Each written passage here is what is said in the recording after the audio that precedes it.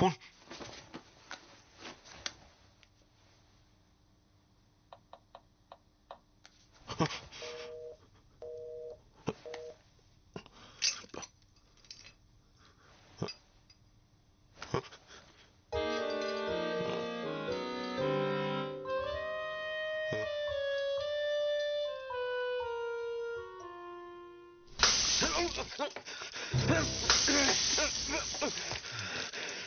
ఎంత ధైర్యం రా నీకు?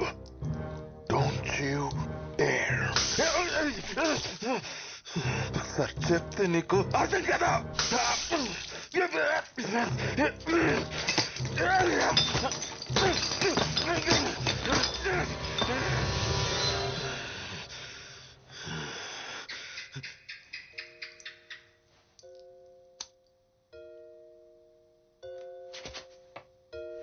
ఏంటి, బల్లికి కూడా భయపడతాను అనుకుంటున్నావా?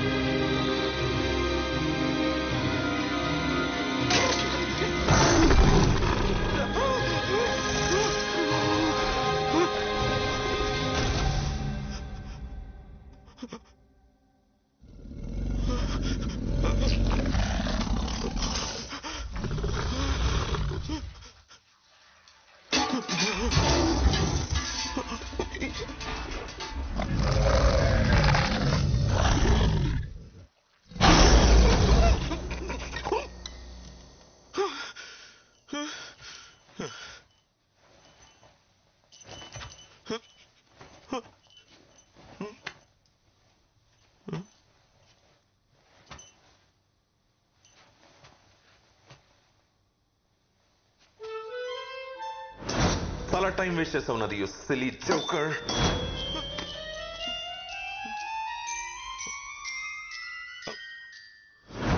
ఓకే ఓకే, నువ్వు కూడా మంచి మెజిషియన్వి ఒప్పుకుంటున్నాను. ఇప్పుడు నేను వెళ్ళిపోవచ్చా?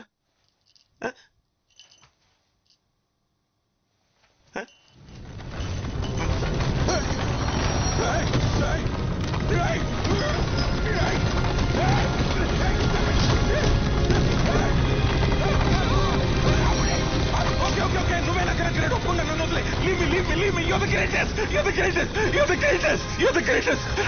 You're the greatest!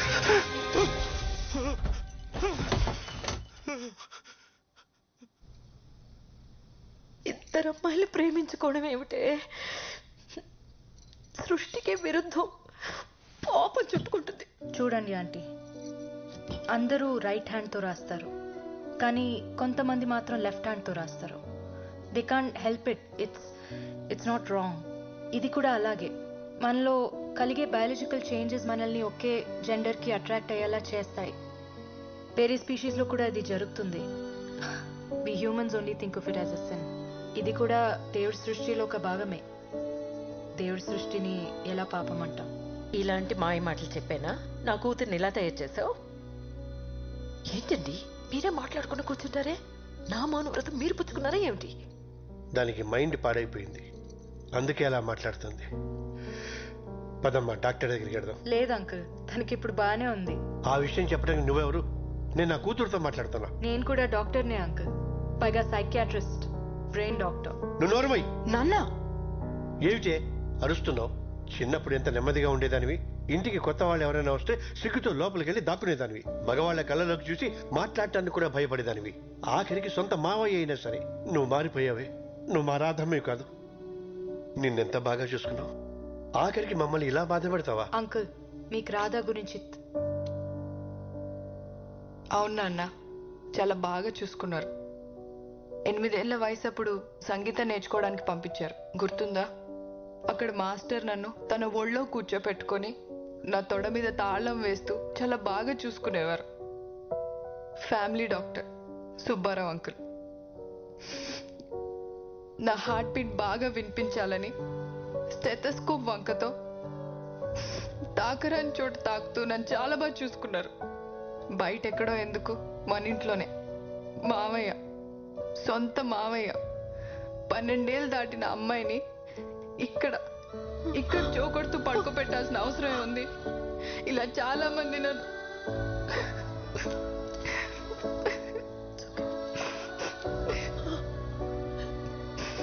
ఈరోజు చెడింది నీ మౌనవ్రతమే కాదమ్మా, నాది కూడా. మరి ఇన్నాళ్ళు ఈ విషయాలేవి మాకు చెప్పలేదేంట్రా? ఆ వయసులో ఏం జరుగుతుందో అర్థం కాలేదు. చిన్నప్పుడు చెప్దామంటే చదువు మాన్పించేస్తారని భయం, పెద్దయ్యాక చెప్దామంటే పెళ్లి చేసేస్తారని భయం. అందుకే అందరికీ దూరంగా సిటీకి వచ్చేసాను. కానీ ఇక్కడ కూడా చచ్చిపోదాం అనుకున్నాను, తనే ఆపింది. డిప్రెషన్లో ఉండి స్లీపింగ్ పిల్స్ కోసం ఎవరైనా వస్తే ప్రిస్క్రిప్షన్ కోసం నా దగ్గరికి పంపమని మా ఫార్మసీ వాళ్ళకి చెప్పా. అలా సూసైడ్ చేసుకుందామని వచ్చిన వాళ్ళలో నిరాధ కూడా ఉంది. తన గురించి తెలుసుకోవాలనే డిన్నర్కి తీసుకెళ్ళా. తన బాధని చెప్పుకోవడానికి ఒక రాత్రంతా సరిపోలేదు. చాలా కౌన్సిలింగ్ తర్వాత ఒక నార్మల్ స్టేజ్కి తీసుకురాగలిగాను. తనలో ఉన్న భయాన్ని పోగొట్టగలిగాను. కానీ మగాళ్ళంటే అసహ్యం మాత్రం తన మనసులో పాతుకుపోయింది. ఒక మగాడు షేక్ హ్యాండ్ ఇచ్చినా తన వంటి మీద గొంగ్లి పురుగు పాకినట్టు అనిపిస్తుంది. రాధాకే కాదు, చాలా మంది పిల్లలకి చిన్నతనంలో జరిగిన ఇలాంటి ఇన్సిడెంట్స్ వల్ల ఫ్యూచర్లో చాలా సైకలాజికల్ ప్రాబ్లమ్స్ వస్తాయి.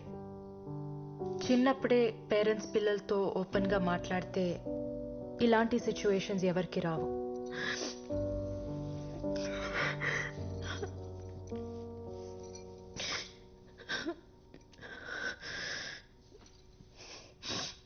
మగాళ్ళ మీద అసహ్యం అర్థమైంది, కానీ అమ్మాయి మీద ప్రేమ ఎలా?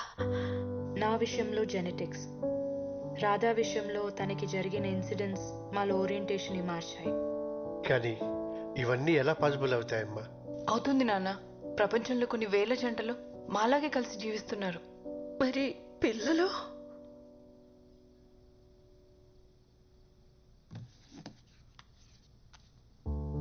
సీను మా పేపర్ బాయ్. చదివిస్తే అబ్దుల్ కలాం అంత గొప్పవాడవుతాడు.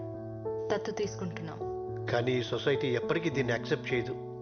మాకు మీ బ్లెస్సింగ్స్ ఉంటే చాలు అంకుల్. తండ్రిగా నేను ఫెయిల్ అయ్యాను. ఈ బాధ నన్ను జీవితాంతం వెంటాడుతూనే ఉంటుంది. నేను పాతకాలం మనిషిని. మీ రిలేషన్షిప్ని ఎప్పటికీ యాక్సెప్ట్ చేయలేను.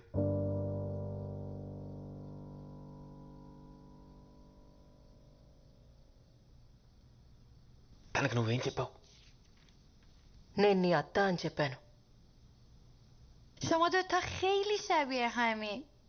నీకన్నీ నా పోలికలే వచ్చాయంట. వక్తి వచాబూద్ అదాతో హస్క తస్మిక. Really? నీకు నేను టైం మిషన్ కనిపెట్టడం ఇష్టం లేకపోతే దానికి తెలుగు రాదు. నువ్వు మామూలుగానే మాట్లాడొచ్చు. నీకు నేను టైం మిషన్ కనిపెట్టడం ఇష్టం లేకపోతే ఇందాక డివైస్ ఫిక్స్ చేయడానికి ఎందుకు హెల్ప్ చేసావు? నిన్ను నమ్మించడానికి. నాకు పర్షియన్ ఎలా వచ్చు? నువ్వు దీనికోసం నేర్చుకున్నావు, ఇంకా చాలా చేశావు. కానీ నీ గురించి నిజం తెలియగానే ఇది నిన్ను వదిలేసి వెళ్ళిపోతుంది. చాలా బాధపడతావు. టైం మెషిన్ కనిపెట్టడానికి ఇంకో 20 years కష్టపడతావు. నీకు పర్సనల్ సోషల్ లైఫ్ ఏదీ ఉండదు. ఫైనల్గా ఇలా అవుతావు. టైం మిషన్ కనిపెట్టకపోతే నా అమ్మ నాన్న మన అమ్మ నాన్న ఎలా కలుసుకుంటాం? కనిపెట్టి ఉపయోగం లేదు. కాసేపట్లో వాళ్ళు చనిపోతారు.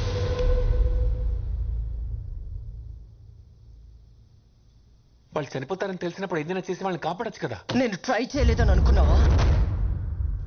కొన్ని 100 సార్లు చేశాను.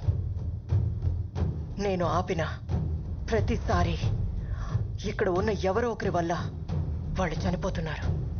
వీళ్ళెందుకు అమ్మ నాన్న చంపుతారు? డైరెక్ట్గా కాదు, ఇంకొక గంటలో ఇక్కడున్న వాళ్ళు బయటకు వెళ్ళి చేసే పనులు మన అమ్మా నాన్న చావుకి కారణమవుతాయి. You know the butterfly effect. అయితే నేను వాళ్ళని కాపాడుకోవడానికి ఏం చేయలేనా? ఒక ఆప్షన్ ఉంది.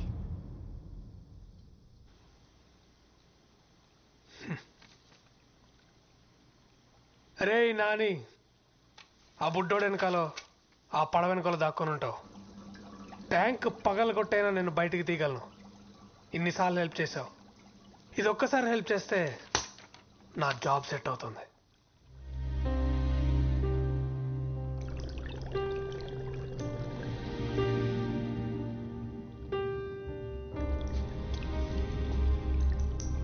No heart feelings bro.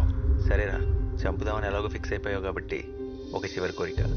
వాడెవడో యూట్యూబ్లో చెప్పినట్టు కాదు, నేను చెప్పినట్టు ఉండరా.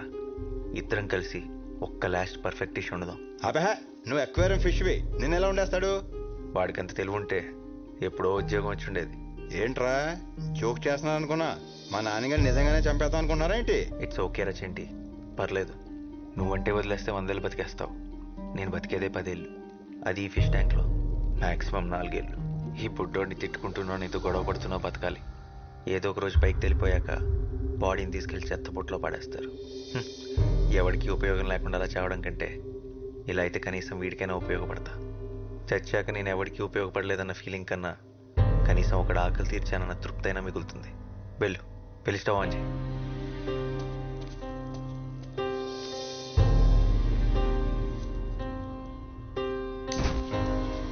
నాన్నగాళ్ళు ఎక్కడ ఉండలేనురా, మనం లేరా ప్లీజ్. రే చెంటి, నువ్వు ఇంత సెంటి అనుకోలేదురా. I will miss you.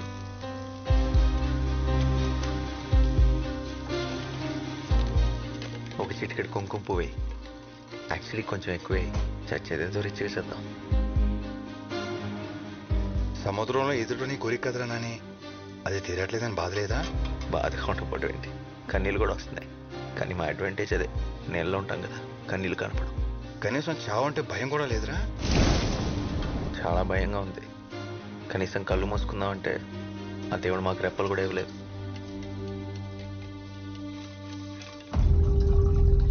రే రే రే, వద్దురా ప్లీజ్ రా, వద్దురా.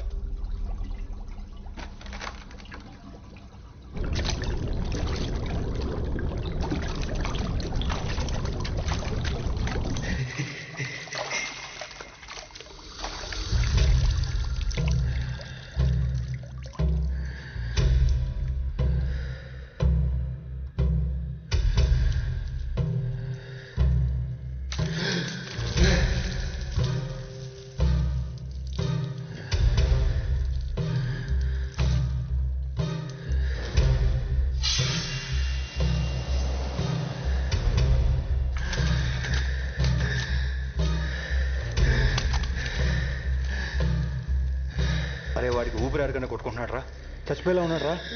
వద్దురా ప్లీజ్ రా, వద్దురా.